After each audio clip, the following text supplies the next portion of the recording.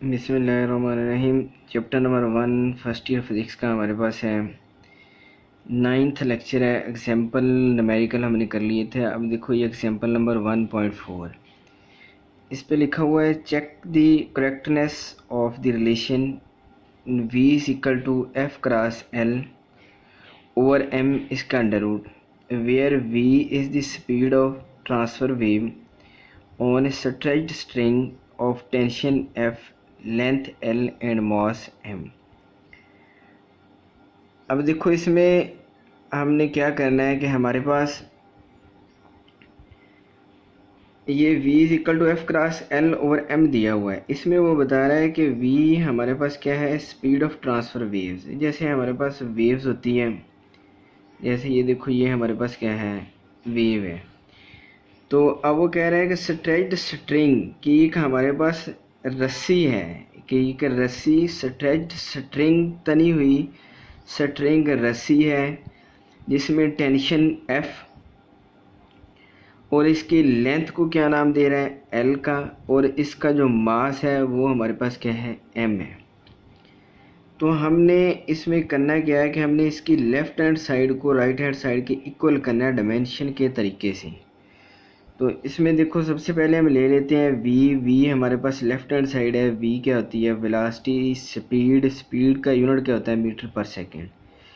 तो मीटर के लिए हम क्या लिखते हैं, डायमेंशन कैपिटल L, ये भी हमने पहले पढ़ा हुआ है। यहाँ पे एक दफ़ा फिर लिख देता हूँ कि मीटर जहाँ पे हो वहाँ पे क्या करते हैं, कैपिटल L, और kg जहाँ पे हो यूनिट उसके लिए कैपिटल M, और जहाँ पे सेकंड यूनिट हो वहाँ पे कैपिटल टी। ये डायमेंशन को रिप्रेजेंट करते हैं कि जहाँ पे भी मीटर हो उसके लिए, यानी जैसे लेंथ का यूनिट मीटर होता है तो उसके लिए कैपिटल एल लिखते हैं, केजी के लिए, किलोग्राम के लिए कैपिटल एम, और सेकंड के लिए कैपिटल टी।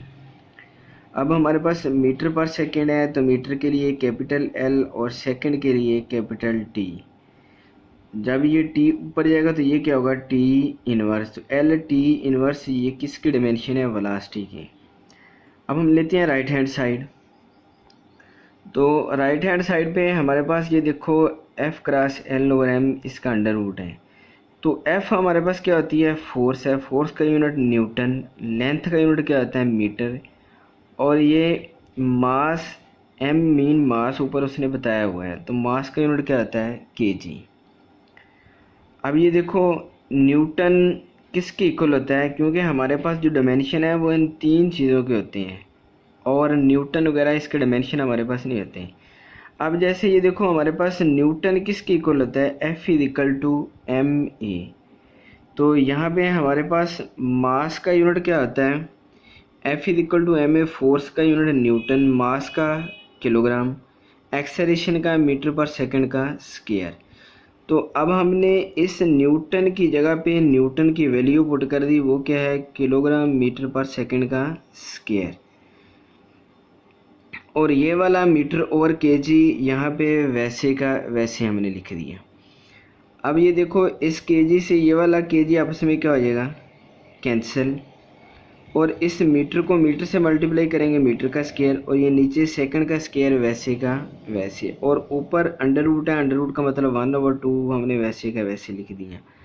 अब इस 2 से ये वाला 2 कैंसिल, इस 2 से ये 2 कैंसिल, तो क्या बन गया, मीटर पर सेकंड। मीटर के लिए हम क्या लिखते हैं, कैपिटल एल, और सेकंड के लिए कैपिटल टी। जब ये टी ऊपर जाएगा तो ये क्या बन जाएगा, एल टी इनवर्स। तो अब हम कह सकते हैं इक्वेशन 1 और फिर इक्वेशन 2 से कि left hand side is equal to right hand side. तो इसका मतलब ये है कि हम चेक दी करेक्टनेस, कि ये हमारे पास करेक्टनेस है, left hand side is equal to right hand side.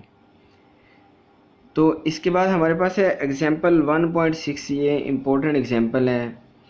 तो इसमें देखो उसने बताया हुआ कि find the dimension and hints the SI unit of coefficient of viscosity in the relation of Stokes' law of the drag force F for a spherical object of radius r moving with velocity v given as F is equal to 6 by eta r। अब इसमें हमने क्या करना है कि वो कह रहा है कि फाइंड द डायमेंशन, कि हम डायमेंशन ही फाइंड करनी है, एसआई यूनिट और SI unit of coefficient of viscosity ईटा के। विस्कोसिटी को हम डिनोट करते हैं ईटा से। विस्कोसिटी क्या होती है? विस्कोसिटी किसी भी चीज़ का गाढ़ापन जिसे कहते हैं, किसी भी दो लेयर के दरमियान जो गाढ़ापन होता है उसको विस्कोसिटी कहते हैं। जैसे हमारे पास शहद होता है तो हम कह सकते हैं शहद गाढ़ा होता है तो इसलिए इसकी विस्कोसिटी ज़्यादा होती है।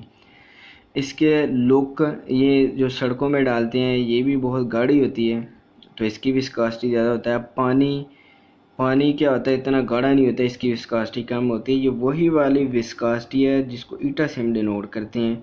अब वो कह रहा है किस रिलेशन से, कहाँ से फाइंड करेंगे? In the Stokes law of the drag force F, कि ये हमारे पास ड्रैग फोर्स है F is equal to 6 pi eta R V. यहाँ से हम ईटा की डिमेंशन और यूनिट फाइंड करेंगे। इसको स्टोक्स लॉ भी कहते हैं, ड्रैग फोर्स भी कहते हैं। यहाँ पे हमारे पास इसमें वो बता रहा है कि एफ जो है ड्रैग फोर्स है, ये वाली एफ किसको डिनोट कर रही है? Drag force. ड्रैग फोर्स अब ये वैसे चैप्टर नंबर 6 में हम इसको डिटेल में पढ़ेंगे। थोड़ा सा बता देता हूँ कि ड्रैग फोर्स क्या होती है, जो किसी भी मूविंग ऑब्जेक्ट पे अप्लाई होती है।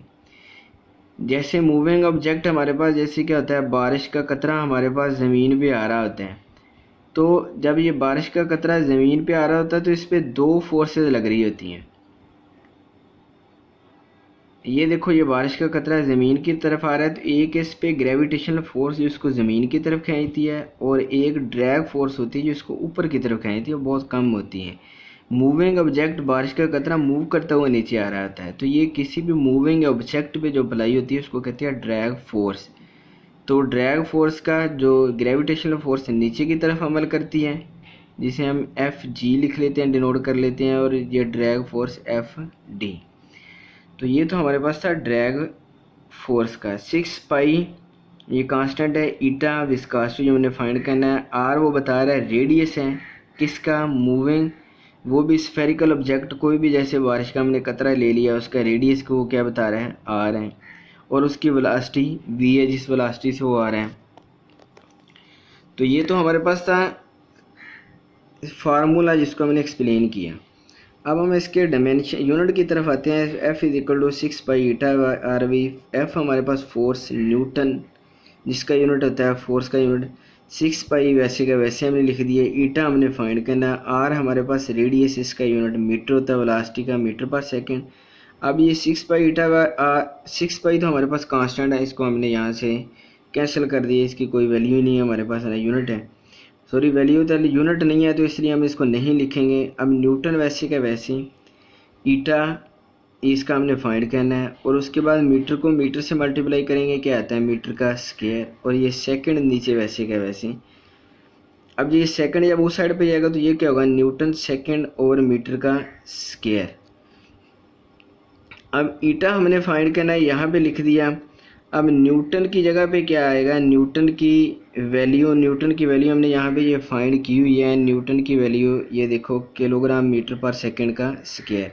अब हमने क्या किया कि इस न्यूटन की जगह पे न्यूटन की वैल्यू पुट कर दी, किलोग्राम मीटर पर सेकंड का स्क्वायर, और ये वाला सेकंड ओवर मीटर का स्क्वायर वैसे का वैसे। तो अब ये इस मीटर से ये मीटर कैंसिल, सेकंड से सेकंड कैंसिल, तो किलोग्राम ओवर सेकंड और मीटर। अब ये इसका यूनिट क्या आ जाएगा? Kilogram metre inverse second inverse. अब इसका डायमेंशन ये देखो, किलोग्राम के लिए कैपिटल एम लिखते हैं हम, और सेकंड के लिए कैपिटल टी, और मीटर के लिए कैपिटल एल। तो ये हमारे पास जब ये ऊपर जाएगा तो एम एल का इन्वर्स टी -1 ये टी का इन्वर्स। तो अब हमारे पास ये ईटा यानी विस्कोसिटी का यूनिट है और ये विस्कोसिटी के डायमेंशन। ओके, अल्लाह हाफिज़।